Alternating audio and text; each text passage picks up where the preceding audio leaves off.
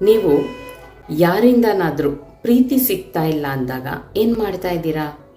ಯಾಕೆ ಅವ್ರು ನನ್ನ ಪ್ರೀತಿ ಮಾಡ್ತಿಲ್ಲ, ಯಾಕೆ ಅವ್ರಿಗೆ ನಾನಂದರೆ ಇಷ್ಟ ಆಗ್ತಿಲ್ಲ ಅಂತ ಯೋಚನೆ ಮಾಡಿ, ಅವರಿಗೆ ಇಷ್ಟ ಆಗಬೇಕು ಅಂದರೆ, ನೀವು ಅವ್ರಿಗೆ ಇಷ್ಟ ಆಗಬೇಕು ಅಂದರೆ ನಿಮ್ಮಲ್ಲಿ ಇನ್ನೂ ನೀವೇನು ಚೇಂಜ್ ಮಾಡ್ಕೋಬೇಕು ಅಂತ ತುಂಬ ಪ್ರಯತ್ನಗಳು ಮಾಡ್ತಾ ಇದ್ದೀರಾ. ಆದರೂ ಅವ್ರಿಗೆ ನೀವಂದರೆ ಇಷ್ಟ ಆಗ್ತಾ ಇಲ್ವಾ? ಅಥವಾ ನಿಮಗೆ ಹಣ ತುಂಬ ತುಂಬ ತೊಂದರೆ ಆಗ್ತಿದೆ, ಪರವಾಗಿಲ್ಲ ಇವ್ರ ಹತ್ರ ಕೇಳೋಣ, ಪರವಾಗಿಲ್ಲ ಅವ್ರ ಹತ್ರ ಕೇಳೋಣ ಅಂತ ಕೇಳ್ತಾ ಇದ್ದೀರಾ. ಈ ರೀತಿಯೆಲ್ಲ ಮಾಡಿದಾಗ ಅಲ್ಲಿ ಏನು ಮಾಡ್ತಾ ಇದ್ದೀರಾ ನೀವು ಅಂತ ಒಂದ್ಸಲ ಯೋಚನೆ ಮಾಡಿ ನೋಡಿ.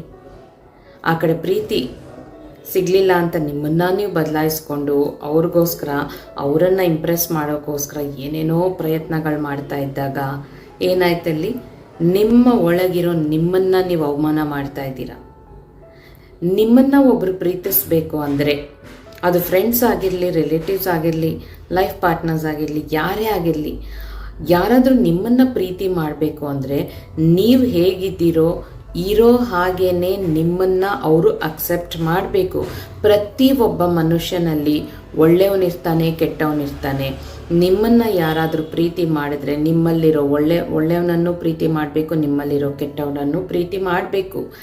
ಅಂಥ ಪ್ರೀತಿ ಶುದ್ಧವಾದ ಪ್ರೀತಿಯಾಗಿರುತ್ತೆ. ಅದು ಲೈಫ್ ಲಾಂಗ್ ನಿಲ್ಲುತ್ತೆ. ಯಾಕೆಂದರೆ ನಾಳೆ ದಿನ ಅವರು ಇವರು ಜೊತೆಗಿದ್ದಾಗ ಕೂಡ ಏನೋ ಒಂದು ಸಣ್ಣ ಮಿಸ್ಅಂಡರ್ಸ್ಟ್ಯಾಂಡಿಂಗ್ ಬಂದ್ರೂ ಅರ್ಥ ಮಾಡ್ಕೋತಾರೆ. ಓಕೆ, ಇವ್ರು ಹೀಗೆ ನನಗೆ ಫಸ್ಟಿಂದ ಗೊತ್ತು ತಾನೆ, ಅದರಲ್ಲೇನಿದೆ ಅಂತ.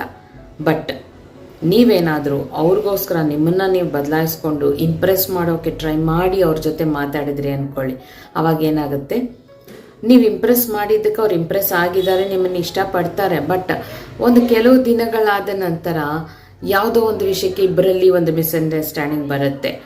ಅವಾಗ ಏನಾಗುತ್ತೆ, ನೀವು ಫಸ್ಟು ತೋರಿಸಿದ್ದ ಅವ್ರಿಗೋಸ್ಕರ ನೀವು ಬದಲಾಗಿರೋ ಹಾಗೆ ತೋರಿಸ್ಕೊಂಡ್ರಲ್ವ, ಅದೇ ರಿಯಾಲಿಟಿ ಅನ್ಕೋತಾರೆ.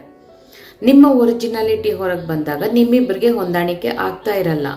ಅದು ಫ್ರೆಂಡ್ಶಿಪ್ ಆಗಲಿ, ರಿಲೇಷನ್ಶಿಪ್ ಆಗಲಿ, ರಿಲೇಟಿವ್ಸ್ ಆಗಲಿ, ಕಸಿನ್ಸ್ ಆಗಲಿ, ಯಾರೇ ಆಗಲಿ. ಹಣ ವಿಷಯ, ನಿಮ್ಮ ಹತ್ರ ಸ್ವಲ್ಪ ಹಣ ಕಡಿಮೆ ಇದೆ ಅಂದಾಗ ಬೇರೆಯವ್ರ ಹತ್ರ ತಗೊಳ್ಳೋದೇ ನಿಮಗೆ ಅಭ್ಯಾಸ ಆಗಿಬಿಟ್ಟಿದೆಯಾ. ತಂದೆ ತಾಯಿ ಆಗಲಿ ಅಥವಾ ಫ್ರೆಂಡ್ಸ್ ಆಗಲಿ, ಯಾರೇ ಆಗಲಿ, ಸಾಲ ಅಂತ ತಗೋತಾ ಇದ್ದೀರಾ ಅಂದರೆ ಸಾಲನೇ ಅಟ್ರ್ಯಾಕ್ಟ್ ಮಾಡ್ತಾ ಇದ್ದೀರಾ. ಒಂದು ಸಲ ಒಬ್ಬರ ಹತ್ರ ಕೈ ಚಾಚಿ ಹಣ ಕೇಳ್ತಾ ಇದ್ದೀರಾ ಅಂದ್ರೇ ನಿಮಗೆ ನೀವು ಮರ್ಯಾದೆ ಕೊಡ್ತಾ ಇಲ್ಲ. ಆವಾಗ ಹಣ ಏನಾಗುತ್ತೆ, ಇನ್ನಷ್ಟು ದೂರ ಆಗುತ್ತೆ. ಅದ್ರ ಬದಲು ಈ ಹಣನ ಪಡ್ಕೊಳ್ಳೋಕೆ ನಾನು ಏನು ಮಾಡಬಹುದು ಅಂತ ಯೋಚನೆ ಮಾಡಿ, ಏನಾದರೂ ಒಂದು ದಾರಿ ಸಿಕ್ಕೇ ಸಿಗುತ್ತೆ. ನಿಮ್ಮ ಆತ್ಮಗೌರವ ಕಾಪಾಡ್ಕೊಳ್ಳಿ.